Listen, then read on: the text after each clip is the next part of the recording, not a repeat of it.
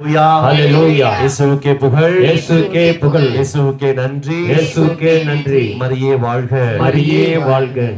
இயேசுவில் மிகவும் பிரியமானவர்களே, இந்த நாளிலும் இந்த மலை கோயிலிலே உங்களோடு இணைந்து இந்த திருத்தலத்திலே ஜெபிப்பதற்கு கடவுள் கொடுத்த வாய்ப்பிற்காக ஆண்டவருக்கு நன்றி செலுத்துகிறேன்.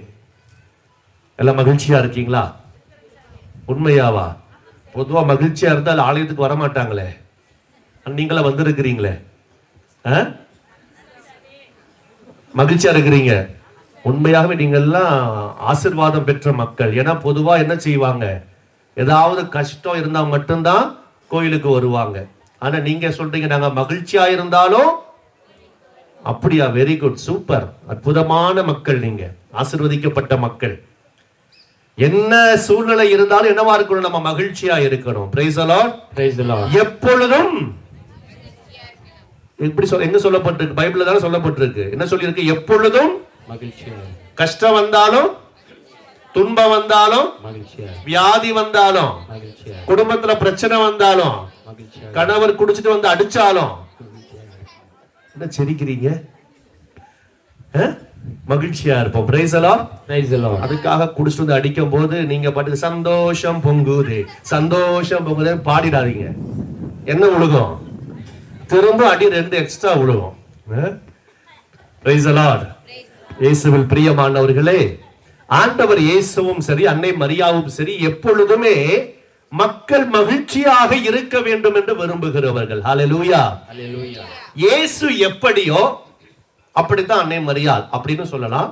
அன்னை மரியாள் எப்படியோ அப்படிதான் இயேசுவும் இருந்தார். Price the Lord. தாயை போலதான் பிள்ளை, நூலை போலதான், அப்படித்தானே? அது எந்த வசனம்? பைபிள் எந்த அதிகாரம் அது? பரவாயில்ல, சரி, எல்லாம் தெளிவா தான் இருக்கிறீங்க.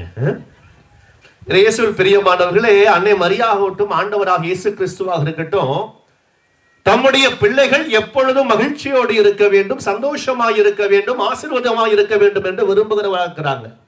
அதனால தான் அன்னை மரியா பாருங்க, கானாவூர் திருமணத்திற்கு அழைப்பு கொடுத்த பொழுதும் நாம என்ன செய்வோம்? நேரம் எங்க போவோம்? கல்யாணத்துக்கு உங்களை கூப்பிட்டு எங்க போவீங்க? முதல்ல நேரா போய் பாருங்க, பந்திக்கு போயிடுவோம் அப்படின்னு சொல்றாங்க சில பேர். சில பேர் சீக்கிரமா நம்ம ஸ்டேஜுக்கு போய் என்ன பண்ணுவோம்? கிஃப்டை கொடுத்துட்டு சாப்பாடு நேரம் பந்தியை முடிச்சுட்டு கிளம்பிடுவோம் நினைப்போம், இல்லையா? ஆனா இந்த அம்மாவுக்கு பாருங்க, கொஞ்சம் வேண்டாத வேலை இல்லையா? இழுத்து போட்டுக்குவாங்க எல்லாத்தையுமே. அன்னை மாதிரி என்ன பண்ணுவாங்க? எல்லாத்தையும் தன்னுடையதாக இழுத்து போட்டுக் கொள்ளுவார்கள். அது யார் வீட்டு கல்யாணமா இருந்தாலும் சரி, தெரிஞ்சவங்களோ தெரியாதவங்களோ என்னை கூப்பிட்டுட்டாங்க, அப்போ அவர்களுடைய மகிழ்ச்சி நிறைவாக இருக்க வேண்டும் என்று அன்னை விரும்புகிறவராக இருந்தார். Price the lord, praise the Lord. ஆகவே தான் என்ன பண்றாங்க, எல்லாரும் அங்கே இருந்தாலுமே அன்னை மரியாவுடைய பார்வையோ, இவர்களுக்கு என்னுடைய உதவி எங்கே தேவையாயிருக்கும், என்னுடைய பிள்ளைகளுடைய மகிழ்ச்சி எங்கேயாவது குறைவுபடுமே ஆகில் நான் அங்கே சென்று அவர்களுக்கு உதவி செய்ய வேண்டும் என்கிற மனப்பாங்கு நிறைந்தவராக அன்னை மரியா காணப்பட்டார். Price the lord, praise the Lord. ஆகவே எல்லாரும் அங்க இருந்தாங்க. இவங்க எங்க போறாங்க? நேரா சமையல் ரூமுக்கு போறாங்க. அங்க போய் பாக்குறாங்க என்ன குறைவா இருக்குது. அங்க மட்டும் இல்ல, கபிரியேல் தூதர் சொல்றாரு, நீ கடவுளின் தாயாகிட்டாய், உனக்குள் பரிசுத்த ஆவி வந்து உனக்குள் இயேசு கிறிஸ்து உருவாகி விட்டார் என்று சொல்லும் பொழுது, அதுக்கப்புறம் அதெல்லாம் விட்டுட்டாங்க. கடைசியா வந்து எலிசபெத் அம்மாவை சொன்ன உடனே உங்களுக்கு ஒரே சந்தோஷம். உடனே எலிசபெத் அம்மாவுக்கு உதவி செய்ய ஓட வேண்டும். Price the Lord. ஐயோ, என் வயிற்றுலயும் நானும் கர்ப்பமா இருக்கிறனே, கொஞ்சம் கொஞ்சம் அசைவு. இப்பெல்லாம் அப்படித்தானே சொல்றாங்க இல்லையா? முதல்ல என்ன சொல்லுவாங்க? கன்சீவ் ஆயிட்டா நிறைய வேலை செய்யணும் அப்படின்னு சொல்லுவாங்க. இப்ப என்ன சொல்றாங்க? ஐயோ பார்த்து நடமா, ரொம்ப பத்திரமா இருக்கணும். ஏன் இன்னைக்கு எல்லாம் அப்படி ஆயிடுச்சு? இன்னைக்கு பாருங்க, அன்னை மரியா நாசரேத்திலிருந்து மிக தொலைவில் கடந்து செல்ல வேண்டிய மலைநாட்டுக்கு போகணும். அதை பத்திலாம் யோசிக்கல. அவங்க என்ன செய்தாங்க? உதவி செய்ய. ஏன்னா அவங்க வயதானவர்கள், வயதான பின்னும் கர்ப்பம் தரித்திருக்கிறாங்க, அவர்களுக்கு கட்டாய உதவி தேவை.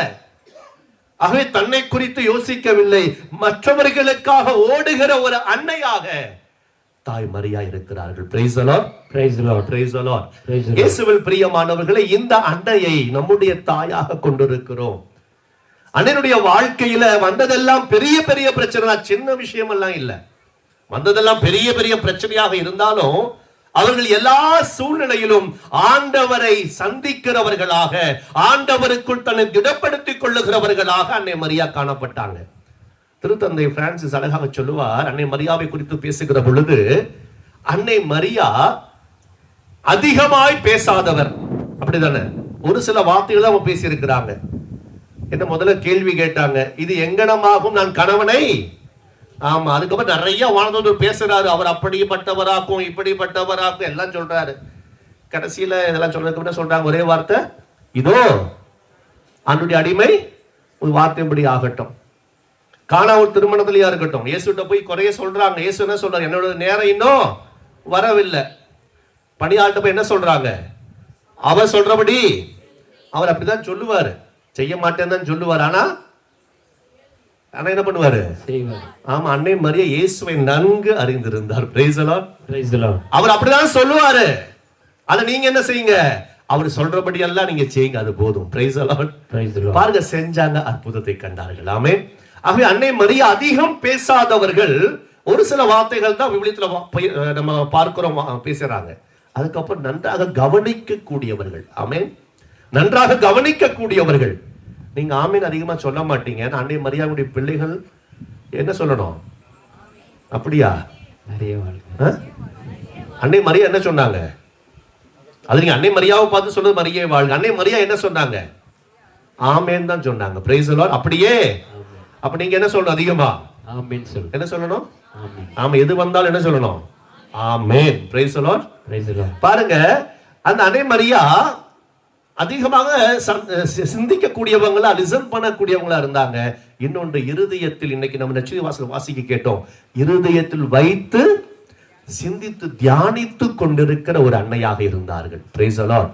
பிரியமானவர்களே, இந்த அன்னையினுடைய வாழ்க்கையில நிறைய காரியங்களை யோசிக்க முடியும், நிறைய காரியங்களை அறிந்து கொள்ள முடியும். திருச்சபை அதற்காகத்தான் இந்த அன்னையை நமக்கு தாயாக கொடுத்திருக்கிறாங்க. திருச்சபையில் ஏராளமான புனிதர்கள் இருக்கிறார்கள், ஏராளமான மறை பணியாளர்கள், மரித்தவர்கள், மறை சாட்சிகளாக இருக்கிறவர்கள் இருக்கிறார்கள். எதற்கு திருச்சபை வேற்றெல்லாம் கொடுக்கிறது என்று சொன்னா, நம்ம என்ன செய்யணும்? அவங்க கிட்ட ஏதாவது நம்ம என்ன செய்யணும்? கற்றுக்கொள்ளணும். என்ன பண்ணணும்? என்ன பண்ணணும்?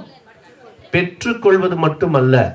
வந்தவங்க நிறைய பேர் என்ன சொல்லுவாங்க, அம்மா எனக்கு இதை கொடுங்க, அம்மா எனக்கு இதை கொடுங்க, எனக்கு இதை கொடுங்க, எனக்கு இதை கொடுங்க, இதை கொடுங்க. பெற்றுக்கொள்றவங்க மட்டும் இல்ல, என்னவா இருக்கணும்? கற்றுக்கொள்ளணும். நான் சொன்னேன், தாயை போல பிள்ளை நூலை போல சேலை. தாயை போல கொஞ்சமாவது நம்ம இருந்தா தான் சொல்லுவாங்க. இவங்க அன்னை மரியாவினுடைய பிள்ளைகள் எப்ப சொல்லுவாங்க? அப்பதான் சொல்லுவாங்க. இயேசுவில் பிரியமானவர்களே, இந்த அன்னை மரியா வெளி ஆடம்பரத்தை பெரிய பகட்டா காட்டிக்கல. நான் கடவுளுடைய தாய், நான் கடவுளுடைய தாய் என்று அவர்கள் பிதற்றிக் கொள்ளவில்லை. சாதாரணமாக உள் அலங்காரத்தை கொண்டிருந்தவர்களாக காணப்பட்டாங்க, வெளி அலங்காரத்தை அல்ல. வெளிப்படையா அப்படியே ஒரு ராஜா, அப்படியே ராணி மாதிரி ட்ரெஸ் பண்ணிக்கிட்டு அவங்க போகல. வெளிப்படையா தன்னை ராணி என்று காட்டிக்கொள்ளவில்லை. மாறாக உள் அலங்காரத்தில் ஒரு கருத்தா இருந்தாங்க, அமைதியா கவனித்துக் கொண்டிருந்தாங்க, கேட்டுக்கிட்டு இருந்தாங்க. இதெல்லாம் என் வாழ்க்கையில மாற்ற முடியும் என்பதை குறித்து அந்த தாய் சிந்தித்துக் கொண்டே இருந்தார்கள். ஒரு பெண்மணி, 30 வயது மதிக்கத்தக்க ஒரு பெண்மணி, ஒரு முறை ரோட்டை கிராஸ் பண்ணும் போது, இப்பெல்லாம் பிள்ளைங்க போறாங்க பாத்தீங்களா, அப்படியே செல்போனை பார்த்துக்கிட்டே போவாங்க. ரோட்ல இந்த சைட்ல என்ன வருது எதுவுமே தெரியவே தெரியாது, அப்படியே போய்கிட்டு இருப்பாங்க. அது மாதிரி எதுவுமே கவனிக்காம அந்த அம்மா கிராஸ் பண்ணிருக்கிறாங்க. ஒரு பெரிய வாகனம் வந்து அவங்களை அடிச்சிருச்சு. மரண தருவாயில அந்த சகோதரியை கொண்டு போய் ஹாஸ்பிட்டல்ல போடுறாங்க. ஏறக்குறைய உயிர் பெறுகிற அந்த நேரம். அப்ப அந்த அம்மா என்ன பண்றாங்க? கடவுளை சந்திக்கிறார்கள். கடவுளை சந்திக்கிறாங்க. அப்ப கடவுள்கிட்ட கேட்கிறாங்க, கடவுளே, நான் என்ன பாவம் பண்ண? ஏன் எனக்கு இவ்வளவு சீக்கிரத்துல எனக்கு மரணம் வந்துருச்சு? எனக்கு இன்னும் கொஞ்சம் நாளை நீட்டி கொடுங்க அப்படின்னு சொல்லி சொன்னாங்களாம். அப்ப கடவுள் சொன்னாராம், சரி, எத்தனை ஆண்டுகள் வேணும் உனக்கு? நான் இன்னும் ஒரு 30 ஆண்டுகளாவது நான் வாழணும். எத்தனை ஆண்டுகள்? அப்ப மொத்தம் எத்தனை வயசு? ஆமா, அது வரைக்கும் நான் வாழணும் அப்படின்னு சொன்னாங்க. சரி, நீ கேட்கிறபடியே பெற்றுக்கொள் போ அப்படின்னு சொல்லிட்டார். இந்த அம்மா உயிர் பெற்றுக் கொண்டாங்க. நமக்கு ஒரே சந்தோஷம், அப்பா கடவுள் உயிர் கொடுத்துட்டாரு, இனி 30 வருஷம் எனக்கு டைம் இருக்குது. என்ன செய்யறாங்க? ஹாஸ்பிட்டல் டாக்டரை கூப்பிடுறாங்க, டாக்டர் எனக்கு இனி 30 வருஷம் தான் எனக்கு வாழ்க்கை இருக்கு, ஆனா என்ன செய்யுங்க, கொஞ்சம் பிளாஸ்டிக் சர்ஜரி எல்லாம் பண்ணுங்க. எதுக்காக? இன்னும் கொஞ்சம் நான் அழகு பண்ணிக்கணும். என்ன பண்ணிக்கணும்? இனி ஒரு 18 வயசு புள்ள மாதிரி நான் மாறணும். வாழ்க்கையில என்ஜாய் பண்ணணும். பிளாஸ்டிக் சர்ஜரி எல்லாம் பண்ணுங்க. கொஞ்சம் எனக்கு எங்கெல்லாம் சுருக்கம் இருக்கு எல்லாத்தையும் என்ன பண்ணுங்க, எல்லாம் சரி பண்ணிடுங்க என்று சொல்லி நிறைய செலவு பண்ணி என்ன பண்றாங்க, எல்லாத்தையும் மாற்றிக்கொண்டிருக்கிறாங்க. எல்லாம் முடிச்சுட்டு ஒரு வாரம் கழித்து ஹாஸ்பிட்டல்ல இருந்து புறப்பட்டு வெளியே வருகிறார்கள். டிஸ்சார்ஜ் ஆகி வெளியே வராங்க. வந்துட்டு ரோடு கிராஸ் பண்றாங்க. கிராஸ் பண்ணும்போது இன்னொரு வண்டி வந்து அடிச்சு செத்து போயிட்டாங்க. நேரா கடவுள்கிட்ட போறாங்க. கடவுள்கிட்ட கேட்கறாங்க, கடவுளே எனக்கு நீங்க என்ன சொன்னீங்க? என்ன சொன்னீங்க? நீ 30 வருஷம் கேட்ட, கொடுத்தீங்களா இல்லையா?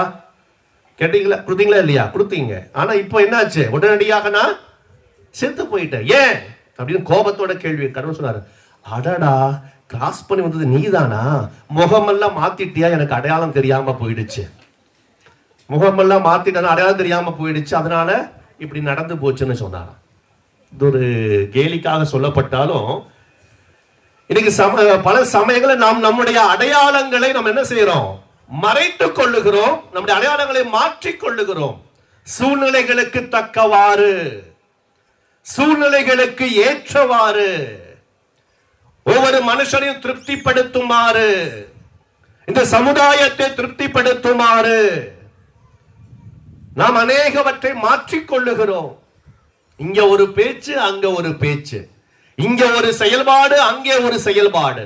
இங்கே சில பேர் சொல்லுவாங்க, என்னோட ஒரு முகத்தை தான் நீ பார்த்து இருக்கிற, இன்னொரு முகத்தை பார்த்தா என்ன சொல்லுவாங்க? தாங்க மாட்டேன், தாங்க மாட்டேன். ஏன்னா ஆளுக்கு ஒரு முகத்தை வச்சுக்கிட்டு இருப்பாங்க. இங்க ஒரு விதமான முகம், வெளியே போனா வேறு ஒரு முகம். இயேசுவில் பிரியமானவர், நம்முடைய அடையாளம் என்ன? அன்னை மரியாவின் பிள்ளைகள் என்று சொல்லக்கூடிய நம்முடைய வாழ்க்கையில நம்முடைய அடையாளம் என்னவென்பதை நாம் புரிந்து கொள்ள வேண்டும். ஆளுக்கு தக்கவாறு, சூழ்நிலைகளுக்கு ஏற்றவாறு மாற்றிக்கொள்வது அல்ல. அன்னை மரியா தொடக்கத்தில் ஆமேன் என்று சொன்னவர்கள் கடைசி வரைக்கும் இந்த விண்ணிலிருந்து எடுக்கப்பட்ட நாள் வரைக்கும் மட்டும், மண்ணில் எடுக்கப்பட்ட நாள் மட்டுமல்ல, அது பிற்பாடு இன்றைக்கு வரைக்கும் என்ன பண்றாங்க? இயேசுவை அறிவித்துக் கொண்டே இருக்கிறார்கள். Praise the Lord. Praise the Lord. Praise the Lord. அவர்கள் நேற்றும் மாறல, இன்னைக்கும் மாறல, நாளைக்கும் மாற போறதே இல்லை, ஆண்டவரை போல. Hallelujah. Hallelujah. Praise the Lord.